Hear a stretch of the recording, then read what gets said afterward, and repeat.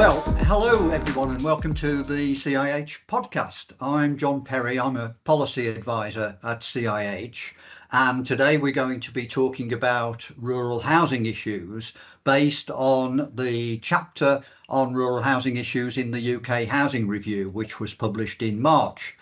And I'm joined on this podcast by three people who've got a keen interest in this issue. Joe Lavis of Rural Housing Solutions, Madhu Satsangi of Glasgow University, and they are the two authors of the chapter that I just mentioned, and Christine Candlish from Places for People, who has got experience of developing housing in rural areas. So we're going to start off by looking at what the problems are, and I wanted to ask Joe to start with, what factors you feel, Joe, are driving the shortage of affordable housing in rural areas? Perhaps that could be our starting off point. Yeah, sure. So I think there are a number of things which drive it. I think the first is the prevalence of detached properties in rural areas, both in the existing housing stock, but also most new development in rural areas is detached property. So already it's at a part of the market which is above what people on local incomes can afford, because local incomes in rural areas tend to be lower. And then I think so that hits into the affordability, whether they can afford to buy in the market, and often they can't. Some really interesting evidence which we've just received from ARC4, which just shows the acuteness of that affordability and actually being more acute than in urban areas. But then I think the other is that unlike their urban counterparts, because affordability isn't just an issue in rural areas, but in rural areas, actually the lack of affordable housing, social housing stock, just makes the situation more acute. So only 9% of the stock in those smaller villages is social housing. And if you then turn to the private rented sector, which often people who couldn't find social housing as a solution to their housing needs turn to, that is now really expensive, partly driven by things like Airbnb. So again, both a shortage, but a falling amount available.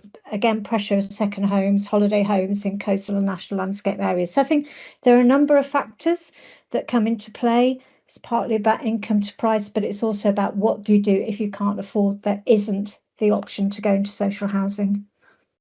Madhu, do you want to chip in on the situation in Scotland? Thank you. Just to add to that, I mean, I think the other point to say is that despite good intention in policy over a number of years, delivery doesn't always match up to what policy says it's going to do. I mean, from the Scottish perspective, I think certainly the points that Joe has alluded to are relevant.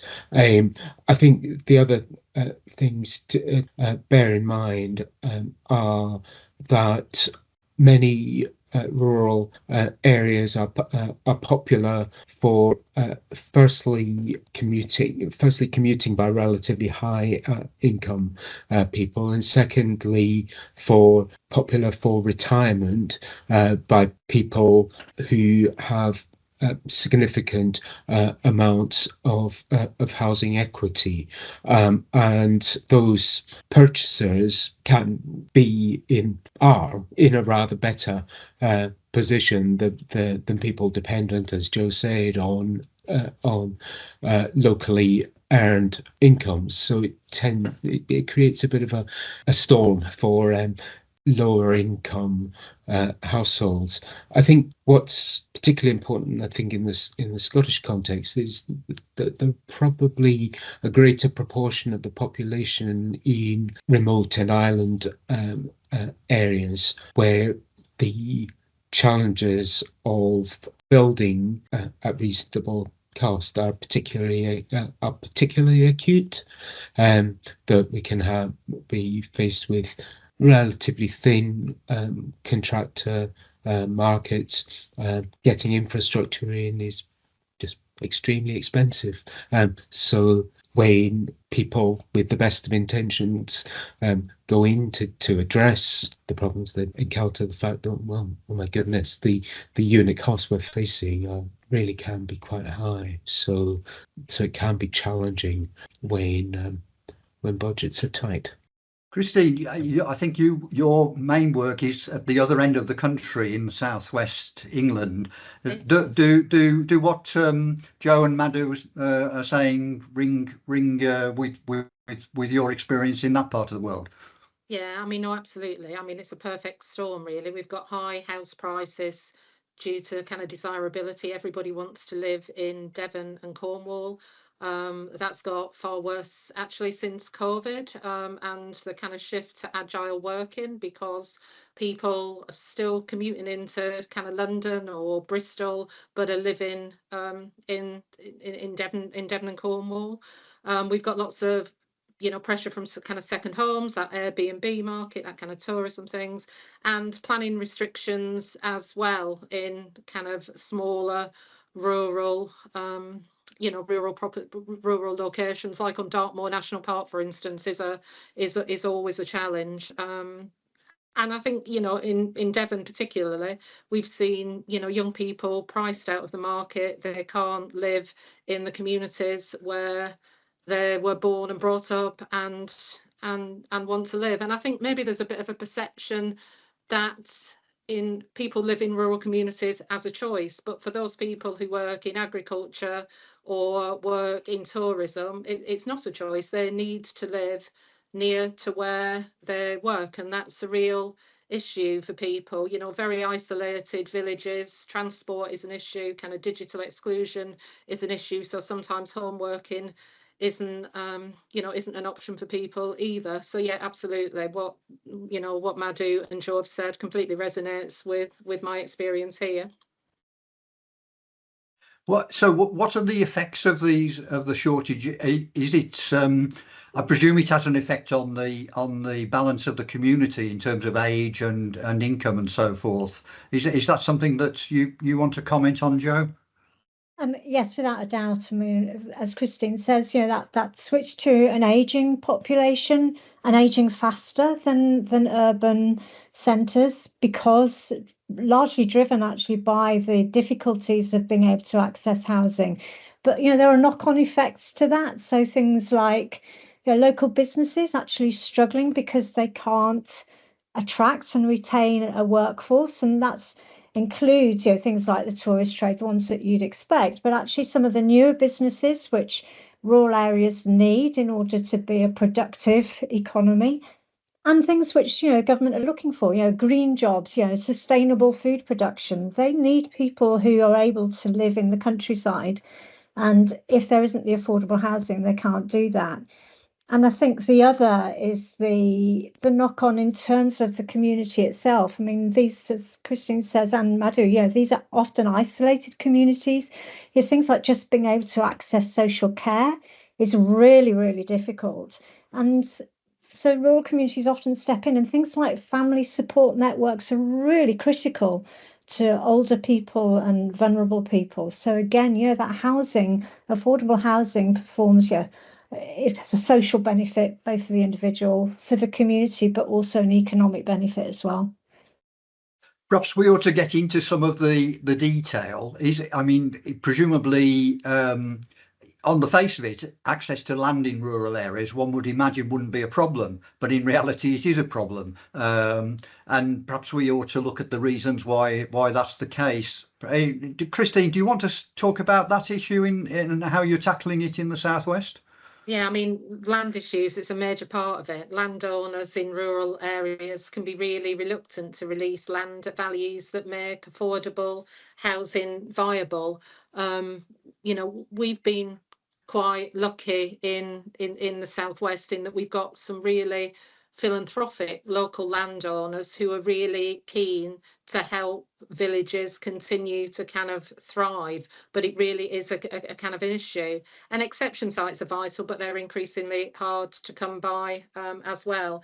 And local plans, they don't always truly kind of prioritise affordable options in rural areas. And for us, we've often relied on working closely with the parish councils and local landowners to try and unlock small, kind of really sensitively designed sites that help support local needs. And you know, to play on what Joe said, what we're seeing here is lots of really hollowed out villages, fewer families, fewer children in local schools, strain on health and care services, that loss of informal support networks, and it's a threat to the long-term sustainability of those rural communities. It's not just a housing problem. That decline in essential services, schools, pubs, shops, all of those things, you can't separate them. They're intrinsically linked together.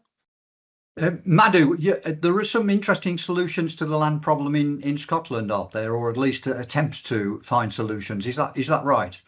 Yes, that is right, and I think it's fair to say that thinking about private land ownership for a moment, there are good examples of what Christine referred to as the philanthropic landowner, or the landowner who is community minded, sees their role as being a temporary holder of the land and does want to see a viable community. But where landowners have frustrated development for community development, including housing, for a number of years, we've seen some remarkable turnaround thanks to community acquisition of land. So there are well-known examples of that I can quote to you. But even out with those well-known examples, then the fact that there is a desire to see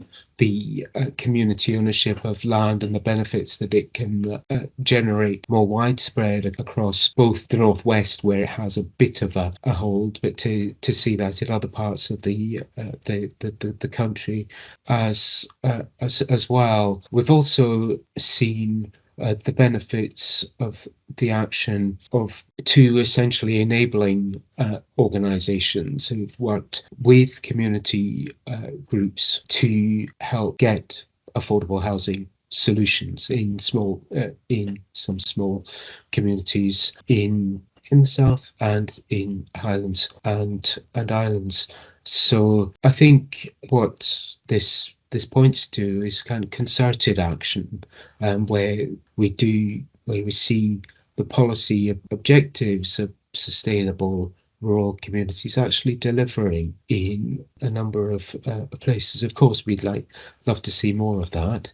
I think with support we will see more. It might be some people would like to see quicker returns than we can do, because the processes of building community and building community capacity to develop housing can be quite time consuming.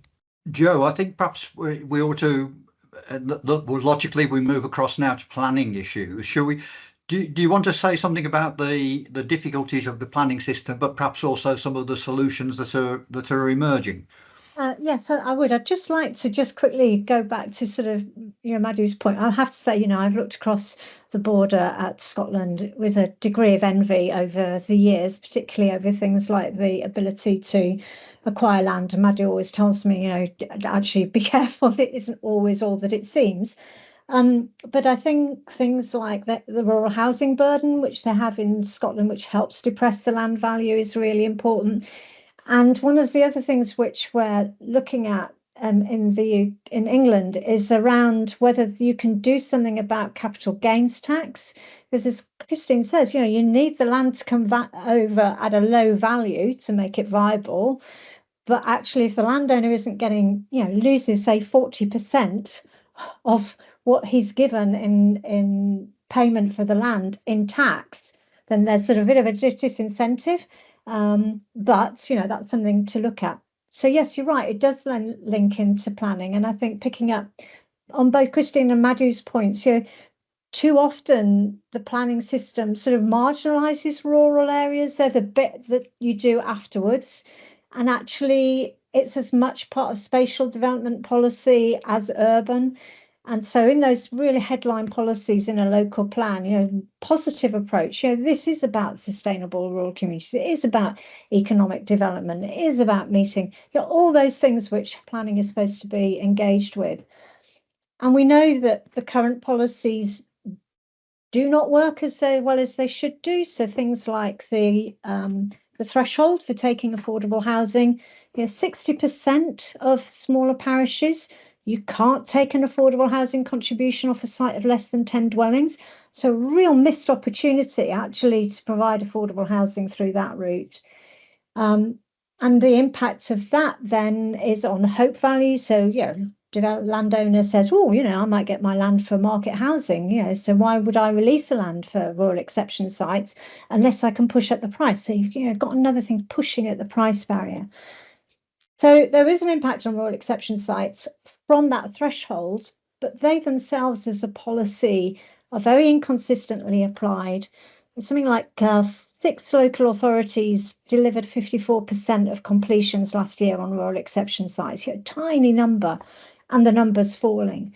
So we've been looking at other alternatives or ways in which to strengthen the policy, improve its consistency, de-risk the process, make it cheaper and faster.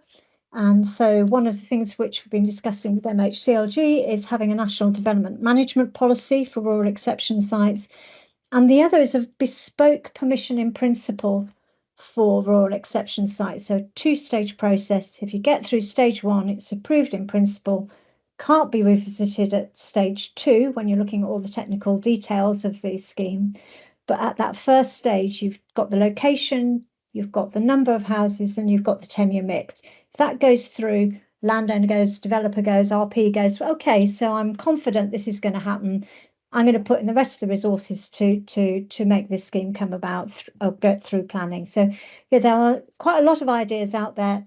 And of course, going back to the threshold, actually to say either anywhere on small sites, you should be able to take an affordable housing contribution, either on site or as money, or extend the rural designation so it covers all parishes of less than 3,000, not just the 40% currently covered. Christy, how have you tackled the planning issues in the southwest? Have you found successful ways of doing that? Do you find that some authorities are easier to tackle than others? How, give us the sort of the local picture from your experience there. I mean, the system, the planning system is almost set up to hinder, isn't it? It's not geared to small scale rural led developments. Now we're lucky in that we've got, some district councils here who are really helpful and try and do as much as they can to assist with that. But even where they do, the process through planning is still slow, it's inconsistent, it's overly kind of complex. And that's a problem. And that's a problem, for people who are waiting for housing. It's a problem for the register provider trying to deliver it, and it's a problem for the landowners. Even if they've come forward with some land, they won't wait for forever. So absolutely, what we need is far more kind of flexibility in terms of that rural planning, and a kind of, I suppose, a recognition of the economic benefit that affordable homes give in those smaller rural communities. I think it was the National Housing Federation did some research last year, and I think for every 10 new affordable homes in a rural area, that generates 1.4 million for the local economy and supports on average 26 additional kind of jobs. And that all needs to be kind of recognised in terms of the planning process, and it doesn't feel like it is at the moment. I guess one of the issues is the capacity of local authorities, isn't it? I recall we did some work on good working relations between local authorities and housing associations a few years ago, and one of the examples we came across was North Yorkshire, where there's a good strategic planning and housing arrangement, I think, partly funded by housing associations, and the local authorities work together. But is that something that needs to be extended across more of the country in the case of England, to augment resources available in rural areas? If I may jump in, so yes, and actually Cornwall's a really good example of when it can move to unitary, that much closer working between the housing department and planning department. And that makes a big difference. And I'm sure that's a lot that sits behind their very good delivery of rural affordable housing. North Yorkshire, of course, now is a unitary and a mayoral authority. And I think that's an interesting one for the future, is actually how we make sure that rural doesn't get lost in those place-making discussions, but actually it also could be a real benefit. So, the Yorkshire and North Yorkshire Combined Authority having their devolution deal, which is something specifically about working across the different elements that are available to the Mayor to deliver rural affordable housing, including working and using all the resources of Homes England. So I think there is an opportunity there, but even without the mayoral authority, the practice of those unitaries and those places where there's a really close relationship between housing and planning with the political will to drive it through, you can see those successes really clearly. Let's move on to looking at money, which is always an issue. I mean, the problem is, I suppose, that social landlords will say that they want more money for social housing in urban areas as well as rural areas, and the claims of rural areas, sort of pale by comparison, I suppose, with the claims of high pressure areas. I mean, what's the situation? Do you think that the rural projects need extra grant funding? How are you managing, Christine? Do you find that the grant levels you're having to pitch for are the same in rural areas as in the urban areas? Well, we've been lucky here in Devon, and I've probably come at this from a slightly different point. I've not worked for Places for People very long. I came to Places for People about a year ago via a merger. So I was the CEO at South Devon Rural Housing Association. So we were a very small community-based housing association. We'd fostered very good links with kind of Homes England and with our kind of local authorities to enable us to deliver schemes in very small villages, because that's what was needed. But I think the upshot is that grant levels overall have not kept pace with rural build costs. It's not viable to deliver genuinely affordable homes without kind of significant subsidy. And smaller rural sites, we know, are always more expensive to develop. There's infrastructure, access, materials, it all costs more. And the current funding model we've got doesn't reflect that. I mean, what we really need is that targeted rural affordable housing programme that recognises all of those kind of challenges. Madhu, I mean, Scotland is privileged, really, isn't it? Because, grant rates are higher in Scotland than they are in England. And in a way, it would be odd if Scottish social landlords said they need more grant, but I'm sure they do. What's your perception? Well, I think you're right to say that Scotland has seen the benefit of higher grant rates, and within all rural areas, and particularly in the remote rural areas, there's recognition of the additional costs relative to urban build, and even with that, there's been some flexibility on stretching the resources to allow for some relatively high unit cost schemes to actually be provided. I mean, the consequence is that Scotland has, on paper so far, done pretty well, actually, in the current Parliament in affordable housing supply all across rural Scotland. Quite what the 24-25 and 25-26 data will show, we'll wait and see. I mean, certainly some of my colleagues and others in field are more than a bit concerned as to how likely some of the good delivery is to actually be sustained.